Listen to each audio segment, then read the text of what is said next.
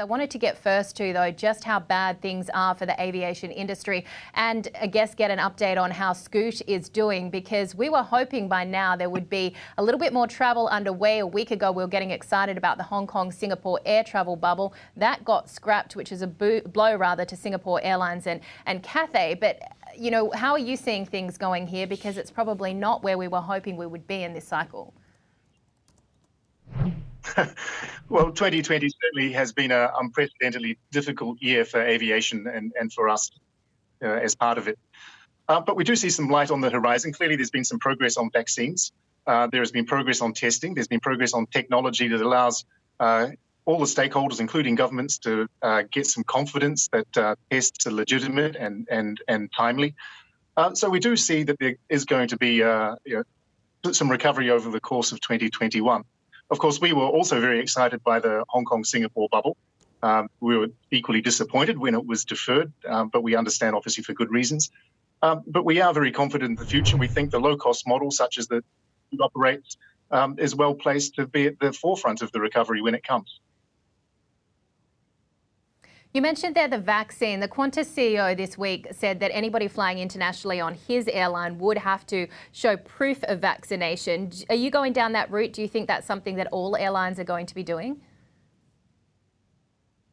Well, at this juncture, we feel that the safety measures we've put in place, including the disinfection, the social distancing, the PPE, all of the other measures that we have, layer on top of each other, and together with testing, is sufficient to keep people safe. And I think the evidence over the past 10 months of in-flight transmission supports that.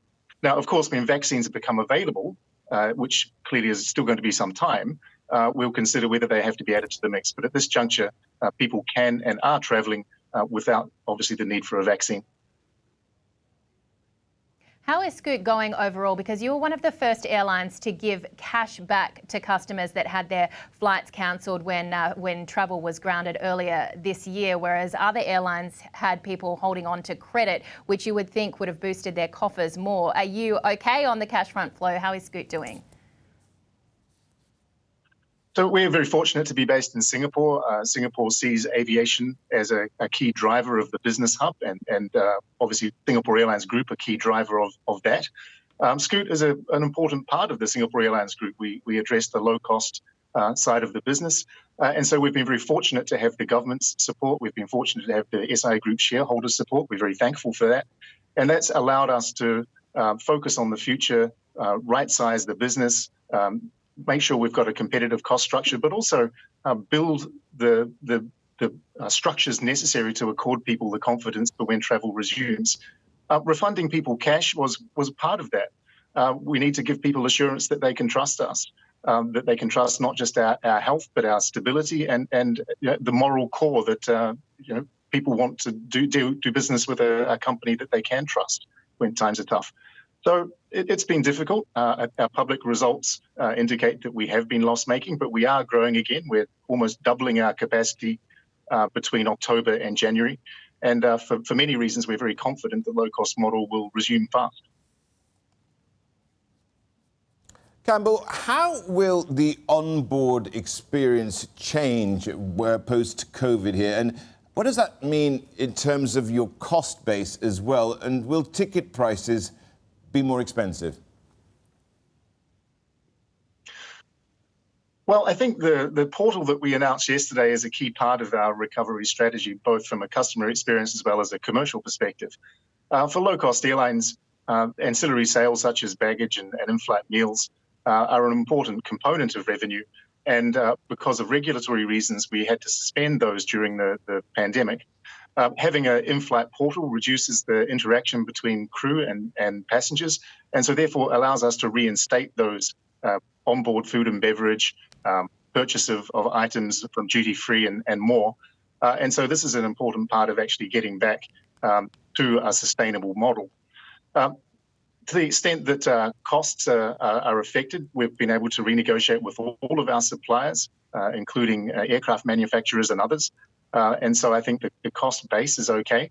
The challenge, of course, is passengers and revenue, and that's a function of borders opening. So that's why we're very keen on the border, the bubble with Hong Kong. We're very pleased with Singapore's proactive stance on unilaterally opening borders to a number of other low-risk countries.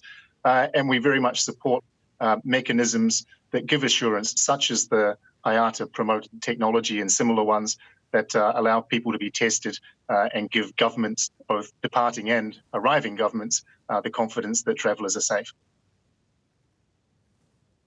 Now, you are a low-cost, short-haul carrier, but what about LCCs in other segments? What about low-cost, long-haul? Is that model, which people have said on this programme, is that model dead?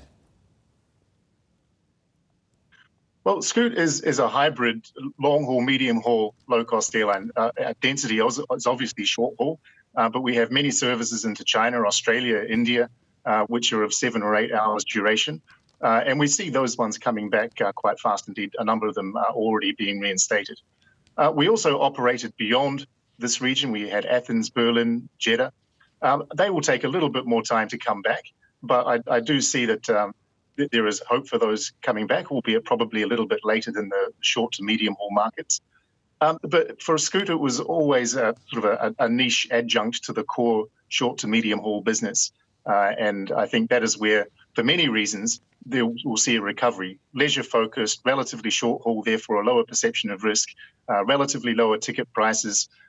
So I think for those reasons, our model is good to be part of the early wave of recovery.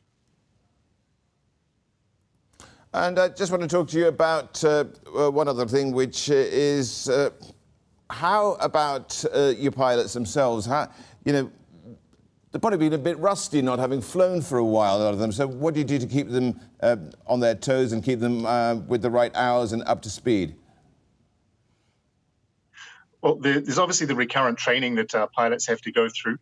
There has been a relaxation of how the recurrent training can be conducted during the course of the pandemic for safety reasons. But the pilots are remaining recent through their regular sessions. Indeed, as are cabin crew who are being reinstated to the business. Of course, a number of our cabin crew and pilots haven't been able to fly regularly, and we've been putting them on secondary employment so that they can continue to be employed gainfully and then ready to resume for when borders start reopening and we can mount more flights. But we certainly feel for them very much. They joined the company for a reason, and unfortunately they've not been able to do it as much as we all would have liked. Campbell, your thoughts on the return of the 737 MAX, and would you have any interest in buying any of them? Our narrow-body fleet are A320s. We don't have any orders or plans to order a 737 aircraft. I've been following the news. I trust the way the regulators have gone about recertifying the aircraft. But given that it's not part of our current or future fleet, at least at this juncture, I don't have anything really to comment. And just, I guess, a final thought on when you might see a proper return to travel when we have this, busy Changi airport that we used to be used to.